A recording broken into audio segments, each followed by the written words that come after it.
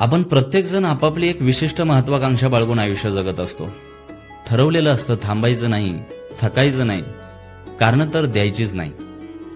पण इतका निश्चय करूनही, प्राणांती प्रयत्न करूनही जेव्हा सातत्यानं अपयश येतं, तेव्हा मात्र आपल्या महत्वाकांक्षेवर ठाम राहणं अवघड होऊन बसतं. थांबा, ज्ञानेश्वरीतली एक सुंदर ओवी सांगतो. नाना घनीभूत सुवर्ण, जैसे न्याहाळिता साधारण, मग अलंकारी बर्वेपण निवाडू दावी. माऊली ज्ञानोबराय म्हणतात, सोनं दिसायला साधारणच दिसतं, पण जेव्हा सोन्याचं रूपांतर अलंकारात होतं, त्याचा जेव्हा दागिना तयार होतो, तेव्हा त्याची शोभा काही निराळीच असते. आता मूळ सोन्यातलं आणि दागिन्यातलं वेगळेपण सिद्ध करण्याची जी काही प्रक्रिया आहे, ती ओलांडून चालेल का? प्रोसेस स्किप करून चालणार नाही. पायऱ्या आहेत, त्या चढाव्याच लागतील. संयमानं, आत्मविश्वासानं चालत राहा. चांगला दागिना तयार व्हायला वेळ लागत असतो.